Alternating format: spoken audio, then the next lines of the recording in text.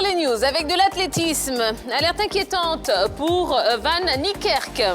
Le recordman du monde sud-africain du 400 mètres, Wade Van Niekerk, a déclaré forfait mardi en Hongrie, peu avant sa course en raison d'une douleur au dos. Gravement blessé au genou fin 2017, le Sud-Africain n'a vraiment repris la compétition qu'en 2020 et a couru 400 mètres cette année en 44 secondes 56 centièmes et 44 secondes 87 centièmes au mois de juin. Sa compétitivité au JO reste un grand point d'interrogation. On parle de rugby à présent. Afrique du Sud, Géorgie n'aura pas lieu. La Fédération sud-africaine de rugby a posté mercredi un communiqué annonçant au total 8 cas de Covid-19 parmi les effectifs des Springboks et de la sélection géorgienne. Dans l'effectif des champions du monde, Marvin Aurier, France Stein, André Pollard et France Malherbe sont touchés. La fédération précise également que 6 membres du staff sud-africain ont aussi contracté le virus. Le match est donc annulé. Les deux équipes devaient s'affronter vendredi. Parlons des Jeux Olympiques, le relais de la flamme annulé. Le relais de la flamme olympique n'aura pas lieu dans l'espace public dans la capitale nippone avant les Jeux Olympiques prévus du 23 juillet au 8 août. En raison de la crainte d'une recrudescence des cas de Covid-19 au Japon, la ville de Tokyo a annoncé mercredi que l'ensemble des tronçons prévus pour le traditionnel passage de la torche dans les rues de la ville organisatrice étaient annulés. Et puis, dans notre page football, un mot de mercato pour commencer. Donnarumma rejoindra Paris après l'Euro. Qualifié pour la finale de l'Euro 2020 avec l'Italie, Gianluigi Donnarumma, 22 ans, a déjà passé sa visite médicale et signé son contrat au Paris Saint-Germain, rapporte Sky Sport Italia. Le gardien de la nationale se serait engagé jusqu'en juin 2026 et cela ne sera officialisé qu'après l'Euro.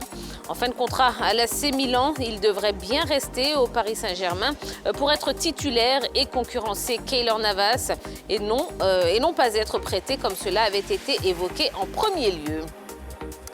Parlons de la CAN 2023, le ministre a mis Chia au travail. Depuis sa prise de fonction à la tête du comité d'organisation de la CAN 2023, François Albert Amichia est très actif.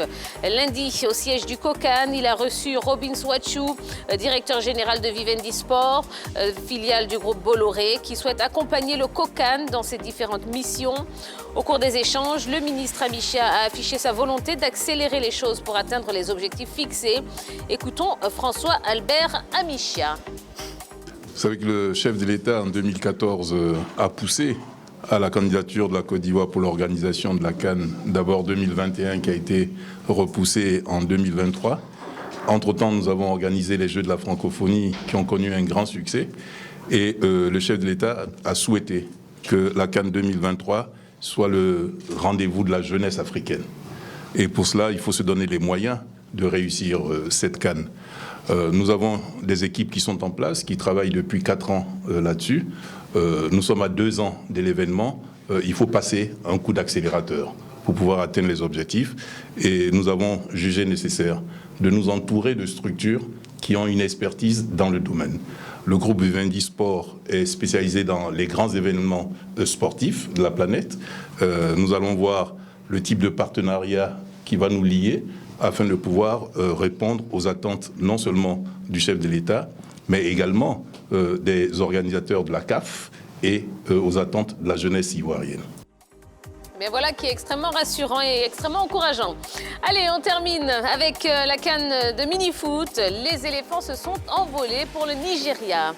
La sélection ivoirienne de mini-foot s'est rendue au Nigeria il y a quelques heures, direction Ibadan, ville hôte de la 2e édition de la CAN de mini-foot. Les 13 éléphants ont pour objectif d'aller défendre leur titre de champion d'Afrique. Logés dans la poule C avec l'Égypte, le Ghana et la Somalie, la Côte d'Ivoire entrera en lice ce dimanche contre le Ghana à Elidja et on leur souhaite bonne chance. Allez, eh bien c'est tout en ce qui concerne l'essentiel de l'actualité sportive du jour. On va pouvoir aller mettre les pieds dans le plat, comme dirait l'autre. Suivez-moi, on va retrouver la team. Bonsoir la team. Bonsoir Tia. Ça va bien? Très bien, ça va. Super bien. Yellow, qu'est-ce qui se passe? Vous êtes rudement statique.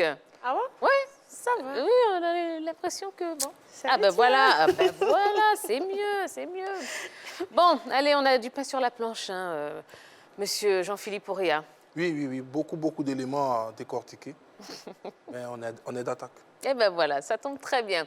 Allez, on a 90 minutes à passer ensemble. Je vous rappelle la question LGT pour laquelle vous pourrez nous appeler en direct pour vous prononcer. On va parler de Léo Messi. Léo Messi va-t-il enfin remporter la Copa América? Eh bien, vous aurez l'occasion de vous exprimer au 00225 27 21 59 93 99.